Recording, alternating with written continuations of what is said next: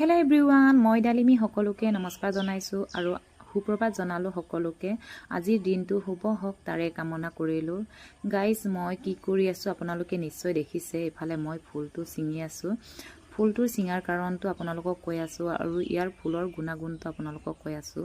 আৰু এই ফুলপাহ মই বেছি নিছিঙো, 3টা বা 5টাহে ছিঙো, কিন্তু আজি আপোনালোকক দেখাবৰ কাৰণেহে মই বেছিকৈ ছিঙিছোঁ। এই ফুলখিনি আপোনালোকে নিশ্চয় চিনি পাইছে আৰু চিনি পায়, আৰু ইয়াৰ গুণাগুণ সকলোৱে জানে, কিছুমানে জানে কিছুমানে নাজানে। আৰু বিশেষ মই এই ফুলখিনি খাই ভাল পোৱাৰ কাৰণে আপোনালোকৰ আগত শ্বেয়াৰ নকৰাকৈ থাকিব নোৱাৰিলোঁ।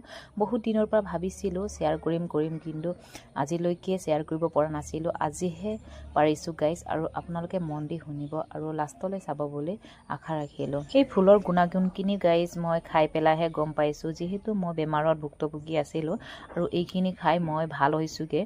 ইমান বছৰে বহুত বছৰে হৈ গ'ল মোৰ তেনেকুৱা মাহেকীয়া খেলিমেলি হৈছিলে, আৰু 3 মাহ 4 মাহ মূৰতহে মোৰ মাহেকীয়া হৈছিলে। এই ফুলখিনি খাই মই বৰ্তমান ভাল পাইছোঁগৈ আৰু ভাল হ'লগৈ। কাৰোবাৰ যদি তেনেকুৱা সমস্যা আছে আপোনালোকে খাব, আৰু 100% গ্যাৰাণ্টি দিছোঁ ভাল হ'বই।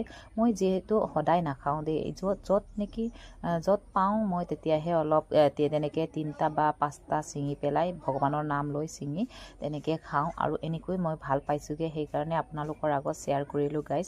আৰু কাৰোবাৰ যদি তেনেকুৱা প্ৰব্লেম আছে আপোনালোকে ঔষধ একো খাব নালাগে, এই ফুলপাহ খাব আৰু ভালকৈ ৰুই ল'ব। আৰু খাবলৈ অকণমান হেৰিমূৰীয়া, বিজলমূৰীয়া, আৰু খাই খুব ভাল লাগে, বেয়া নহয়। আপোনালোকে এনেকৈ খাব। আৰু মোৰ ভিডিঅ'খিনি চাই আপোনালোকে কেনে পালে কমেণ্ট কৰিবলৈ নাপাহৰিব। আৰু আজি ভিডিঅ'খিনি